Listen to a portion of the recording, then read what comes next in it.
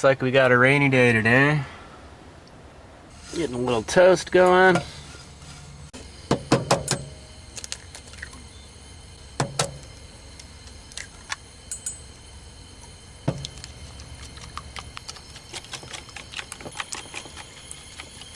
Toast is looking good.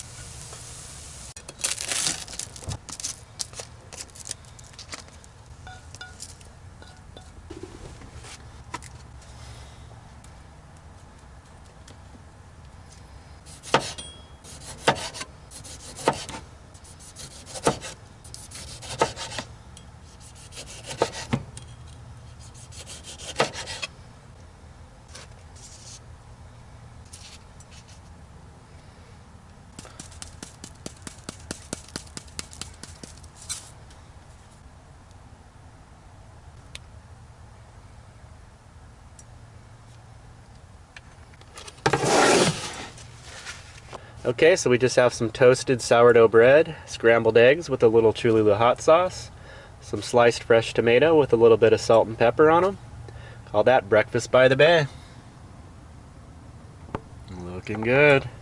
And we'll give it a try here. Well, that turned out good.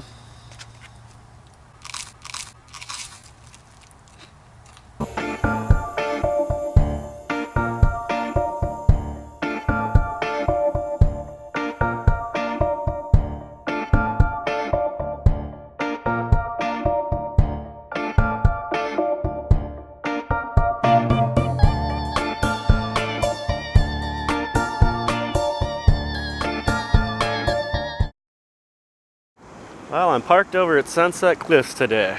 Haven't been over here in a while. Nice sound of the waves crashing here. Just kind of hanging out. Got a nice view out the windows here to the side. Probably gonna hang out here for a little bit. Got a little bit of work to do on the laptop. Gonna get some food made up. So this will be a nice spot to hang out for a little bit. Beautiful.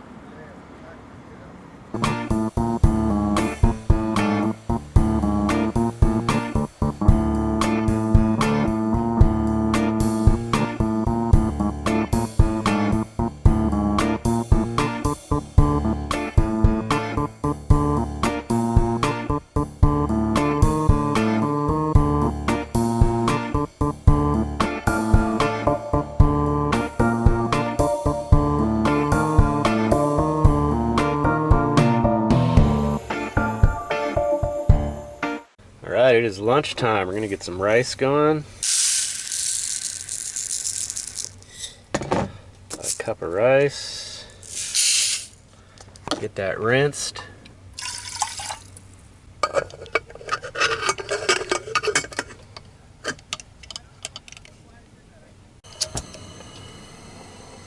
Oh, we're getting a little head of steam out of the pressure cooker. I don't know if you guys can see that. That means it's time to put the weight on. Turn it down just a little bit. As soon as that starts to vent, it's done. And this is what we're going to put on top of the rice. I get these from Trader Joe's. They are just about $2. They've got a few different types. The Indian fare. This is vegetables, cheese, and spices and cashews. Comes in a pouch like this. The directions say you can either boil it in the bag, or I just put it right into a small skillet and heat it up that way. It's much quicker. And then just put it right on the rice. Alright, so that vented once, so I'm just going to go ahead and remove it from the heat. And that needs to cool on its own, so I'll let that sit for a few minutes before I get the vegetables on. Oh, that sauce is so good. Okay, time to check up on the rice. Nice and fluffy.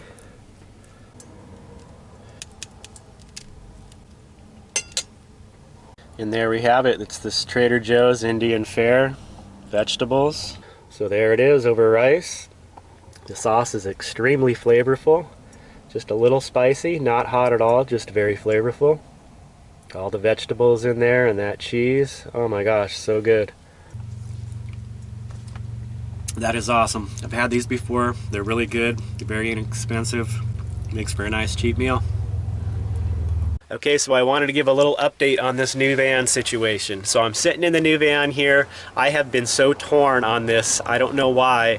I'm just going back and forth between wanting to keep this van and wanting to get rid of it.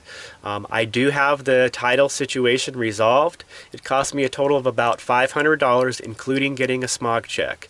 So basically, I was not able to transfer the title directly to South Dakota.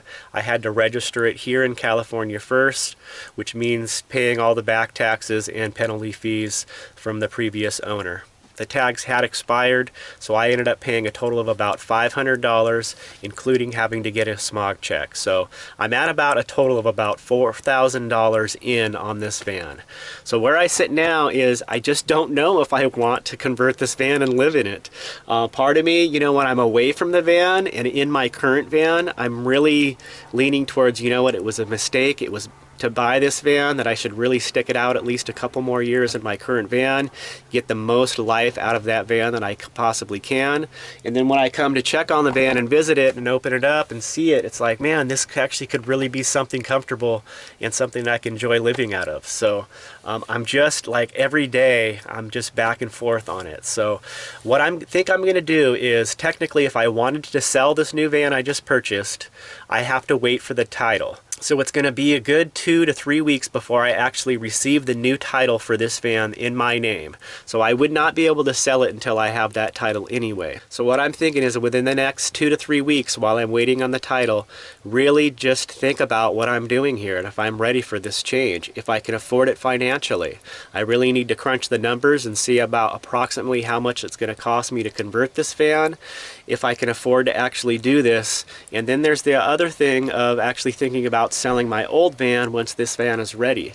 My current van that I'm driving, it has issues. I registered it in South Dakota because it will not pass a California smog check. It needs quite a few things for it to pass. It needs a new catalytic converter, some other sensors as well, and that's just the start. It may take some more. That's the main reason why I registered it in South Dakota. I did not want to have to keep it up to California smog emission standards. And I knew that the upcoming smog check, if I didn't register it in South Dakota, I would have issues. So now that I'm here in California with this new van, contemplating selling my old van, I would have to either get it up to smog standards to be able to sell it, or find a seller that would be willing to take on that responsibility, which probably isn't very likely.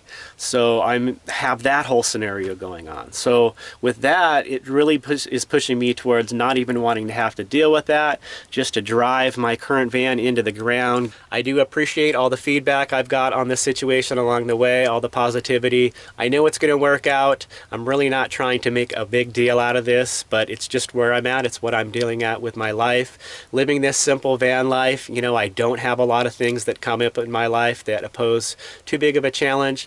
This is kind of the first thing I've had that's really been a big issue since I've been living this van life. So that's why I'm sharing it. And yeah, I appreciate it, guys. So we'll see you in the next video. See you soon. Peace.